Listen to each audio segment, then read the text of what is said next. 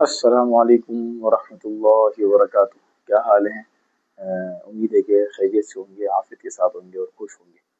اچھا، کل کی ویڈیو میں ہم نے بات کی تھی کہ فعل کی جو علم النحو ہے، عربی کلام کے اندر جو علم النحو کی کیا اہمیت ہے، اور اس کے اندر جو ہے ہم نے یہ بھی پڑھ لیا تھا کہ اسم، فعل اور حرف کیا ہوتے ہیں، اور پھر اسم کی علامات تک ہم نے پڑھ لی تھی۔ ٹھیک ہے، آج کی اس ویڈیو میں ہم جو ہے فعل کی علامات پڑھتے ہیں اور پھر حرف کی علامات دیکھتے ہیں۔ ٹھیک ہے، تو فعل کے علامات میں سے جو ہے اسم کے مقابلے میں فعل کی علامت کم ہے۔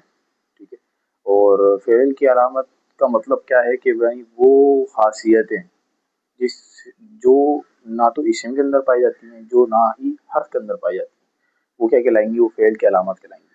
ٹھیک ہے، اور یہ جو ہے اسم کے مقابلے میں کم ہے، اور جو نئے طلبہ ہیں اور جو ابھی ابھی شروع کر رہے ہیں سیکھنا عربی کلام کو، تو ان کے لیے جو ہے یہ 6 علامات جو ہیں وہ مفید ہیں۔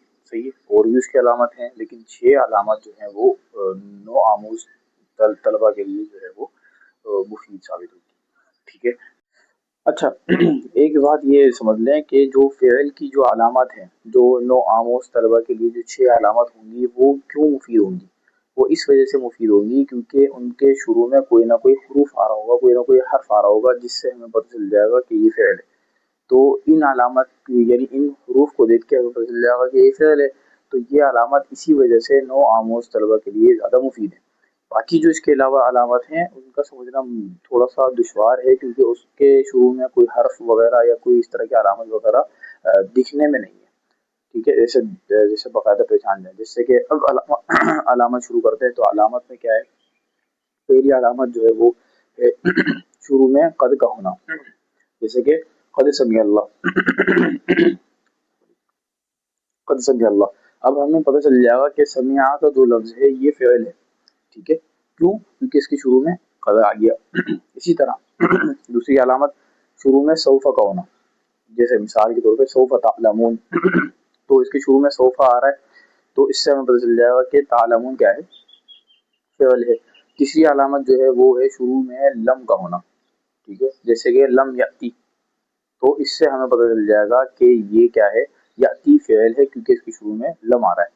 اسی طرح چوتھی علامت جو ہے وہ ہونا شروع میں لما کا ہونا، ٹھیک ہے، لما یاتیکم۔ اب آپ قرآن میں یا کہیں بھی عربی کلام میں آپ دیکھ رہے ہیں عبارت کی ایک لائن دیکھ رہے ہیں، اس میں آپ کو شروع میں قد دکھ گیا، ٹھیک ہے، لم دکھ گیا، لما دکھ گیا، تو آپ کو پتہ چل جائے گا کہ اس کے بعد والا حروف کیا ہوگا؟ فعل ہی ہوگا۔ صحیح ہے، فعل ہی ہوگا۔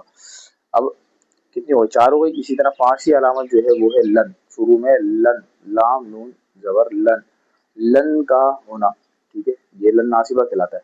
اور ٹھیک ہے، اور اس کی مثال کیا ہوگی؟ جیسے کہ لن تنالوا البر، ٹھیک ہے، لن تنالوا البر۔ اب تنالو جو ہے وہ فعل ہے، ہمیں پتہ چل جائے گا کس کی وجہ سے؟ لن کی وجہ سے، شروع میں، کہ شروع میں لن آ رہا ہے تو تنالو فعل ہوگا، کیونکہ اس کے شروع میں علامت ہے یہ۔ پھر اسی طرح چھٹی علامت جو ہے وہ چھٹی علامت کیا ہوگی؟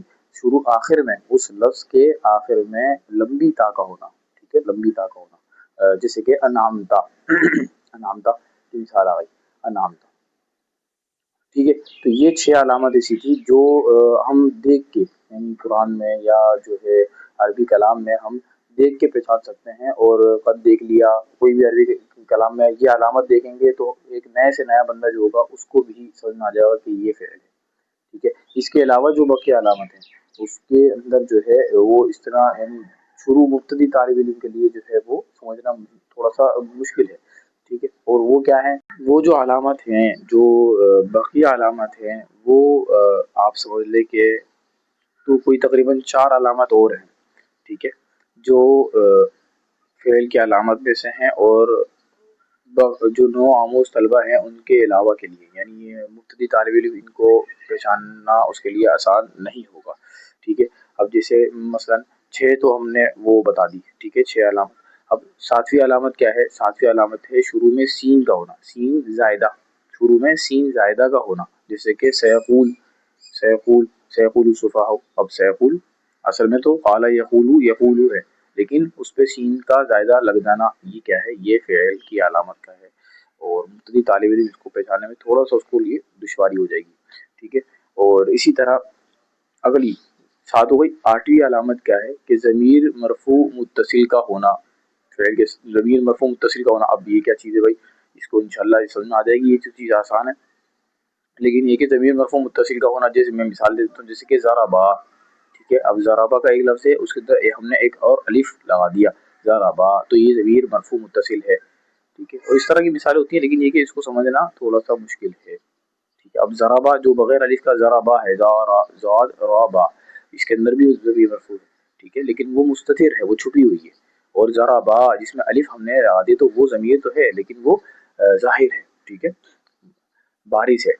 اچھا یہ کوئی کتنی ہماری 8۔ 9ویں علامت جو ہے وہ ہے شروع میں نہیں، یعنی اس کا امر ہونا، بس 9ویں علامت امر ہونا، جیسے کہ اضرب مثال اس کی ہو گئی۔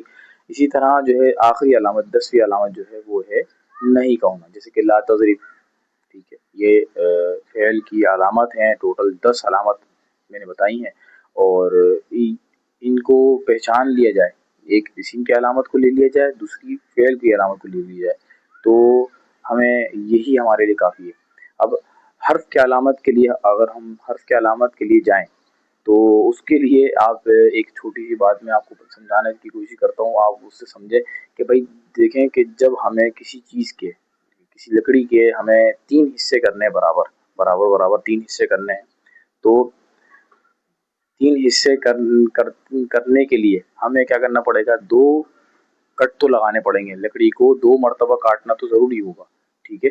لیکن جیسے ہی ہم نے اس کے لکڑی کو دوسرے حصے کو کاٹا، لکڑی کے دوسرے حصے کو کاٹا، اس کے کاٹتے ہی ہمیں لکڑی کا تیسرا حصہ بھی ہمیں حاصل ہو گیا، ٹھیک ہے۔ اور یہی چیز حرف کے اندر بھی ہے، حرف کی علامت کے اندر بھی ہے، کہ جب اسم کی علامت سمجھ میں آ جائے اور فعل کی علامت سمجھ میں آ جائے تو حرف کی علامت کا پہچاننا آسان ہو جائے گا، کیونکہ جو نہ اسم کی علامت میں آپ کو نظر آ رہا ہو کہ بھائی اس میں نہ تو کوئی اسم کی علامت ہے، جو آپ کو ایسا لفظ آ گیا آپ کے سامنے کہ جس میں آپ کو نہ کوئی فعل کی علامت نظر آ رہی ہے، نہ کوئی اسم کی علامت نظر آ رہی ہے، تو بس خود ہی آپ فیصلہ کر دیں گے یہاں پر کیا ہے، یہ حرف ہے، اور یہ اس کا حرف ہونا متعین ہو گیا، ٹھیک ہے۔